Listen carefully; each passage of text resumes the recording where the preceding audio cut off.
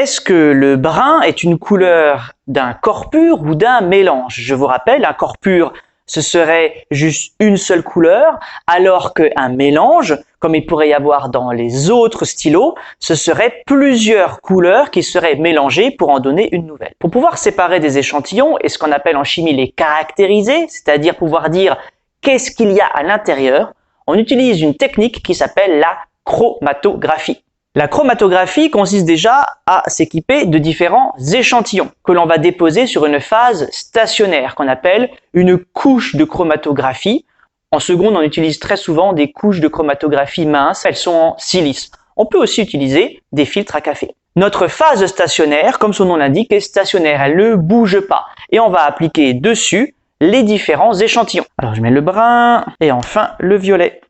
Va venir maintenant la phase mobile. La phase mobile, comme son nom l'indique, elle va bouger. Alors ça va fonctionner exactement comme un sucre avec du café. Ici, quand je vais mettre mon filtre à café, l'eau va monter le long du filtre à café, entraînant avec elle les couleurs. Et voilà, on dit que nos échantillons ont migré. Alors comme vous le voyez, il y a eu des choses un petit peu spéciales qui viennent se passer.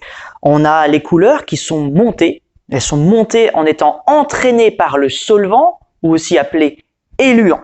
Le violet n'est pas un corps pur mais un mélange parce qu'il y a du violet mais un petit peu de bleu, alors que le orange, lui, est un corps pur. Le brun, lui, est certainement le plus spectaculaire. On observe du orange, du bleu, du vert et du jaune à l'intérieur. Lui, c'est un vrai beau mélange. La chromatographie nous permet dans un premier temps de séparer les mélanges. Et dans un second temps, la chromatographie nous permet d'identifier les différents constituants de ces mélanges. En effet, deux composés chimiques identiques vont migrer exactement à la même hauteur, comme par exemple ici, le bleu qui est dans le brun et le bleu qui est dans le violet.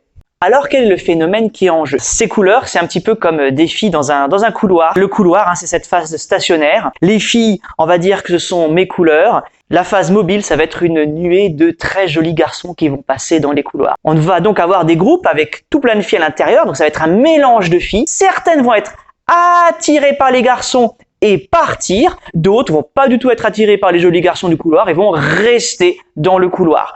Donc le principe de la chromatographie, c'est le suivant, les éléments qui sont le plus solubles vont être entraînés par le solvant, les éléments qui sont moins solubles vont rester sur la phase stationnaire, et ça va nous permettre de séparer les mélanges, quand il y a un mélange, et d'identifier les composés qui composent ce mélange, mais aussi d'identifier les corps purs, bien entendu.